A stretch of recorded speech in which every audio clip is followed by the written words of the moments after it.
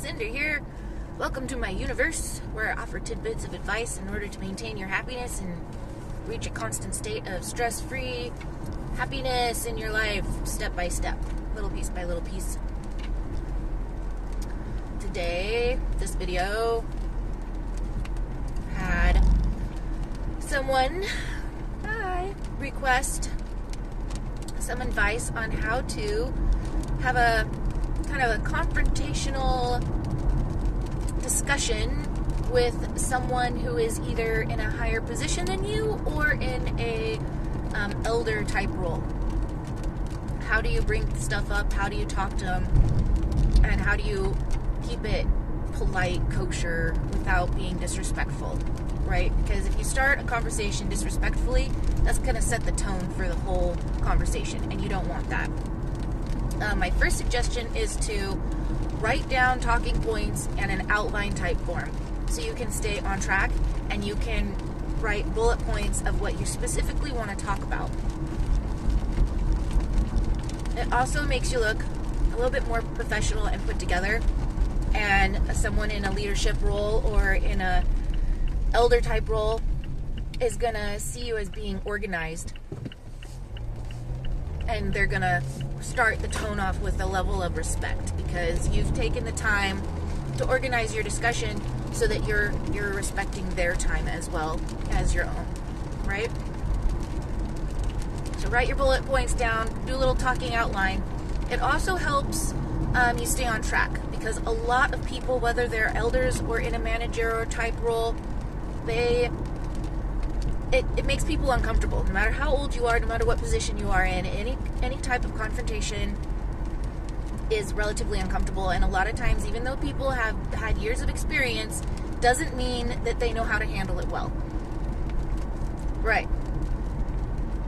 So, a lot of times you'll find the conversation might go off on a tangent, or they might not finish their answer to your question or how they feel about something because they'll be uncomfortable, and before you know it, the conversation went on to something else and you didn't get your topic fully discussed, and you walk out feeling incomplete, like you need to have the talk again, which is uncomfortable to go back and talk again.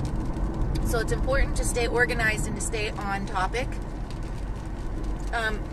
Make sure your questions or what you want to talk about is really clear. Try not to be too wordy. Don't give too many examples. And the other thing to do is never approach it with an attack. So don't say stuff like, you do this and it's really horrible. Don't do that. That starts as an attack. You want to start with something, I have this issue I'd like to discuss, or I have this situation I'd like to discuss, because issue kind of still sounds attacky, you know? So I have this situation I'd like to discuss, and it's made me feel, and now you've brought it to how you are feeling. So we're talking about you, and you're not attacking them. And then they can see, oh, I've made this person feel uncomfortable. See where I'm going? And then stay focused. So if they go on a little bit of a rant or a little bit of a tangent or kind of change the subject, very politely bring it back to the topic at hand. Even if you're like, I'm sorry that situation's happened to you in the future, say they're going on about a situation that happened to them. I'm sorry that situation made you feel that way in the past. That's why I'd like to have this conversation now so that we can both be on the same page. One moment. So we can both be on the same page and be comfortable working with each other in the future. Whatever.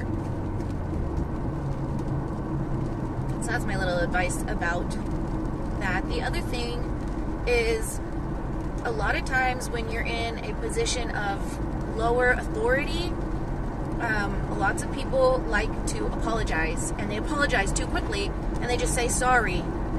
Don't do that, because if you haven't done anything wrong, you do not need to apologize. If you have done something wrong that you need to apologize, go ahead. However, keep those sorries at bay and only say one if you need to say you're sorry. Don't repeat yourself. As soon as you say sorry, it's basically admitting that you've done something wrong, and it makes them feel as if they need to defend themselves because you have done something wrong. Especially when you're in like a corporate type world, the managers need to protect themselves and the employees need to protect themselves from the managers. So you're already at a disadvantage because nobody wants to get in trouble and nobody wants to get a write-up and nobody wants their manager to come down. And as soon as it becomes official and it's on paper, it usually goes on somebody's record. So it needs to be very, very specific and clear. And anytime you get something in writing, like you get a write-up, make sure that that write-up is very clear. And if you need to add something to it, add something to it, because you never know if in the future somebody's going to go back through your file and they're going to look at it. And if you only have one side, that's all the people can see is one side of the argument. So you need to put your side as well in there. Bringing a copy of your notes or your discussion. When you get an answer from the person you're talking to, if you get an answer from them, like you've asked a question, or if you've discussed a situation, you need to put their response, even if it's a little bullet point, you put their response under your bullet point, because sometimes we get to talking and our brain doesn't hold it in and you leave the conversation and you go, what just happened? That never makes anybody feel secure. And not only that, but the person you're talking to might have the same thing happen to them. So if you write your notes underneath your bullet points about what was discussed and what was said and what was the answer to the questions, and then you can make a copy of that and you can hand it to them. And then you don't have to. You don't have to. This is a little excessive, right? But you can hand it to them and say, I just want you to remember what we've discussed. I wrote myself a copy too, so I won't have to go back and ask you a question. The other thing to do is to remember to leave yourself an opening. So at the end of the conversation or discussion, say, I'm going to go back and review what was talked about later, just so I have things clear in my mind and make sure that we're both on the same page. If I have any extra questions or problems that I need to discuss with you, I will come to you and set aside another time to talk about it. Now, that's left you an opening. If you've forgotten anything, your brain went foggy, or you spazzed out and got uncomfortable and couldn't remember what you were going to say, that leaves you the opening to go back and to finish discussing it with them. Because it's really uncomfortable to go back into a situation and discuss it again, especially if it's a really uncomfortable one. But always, always complete it to the end.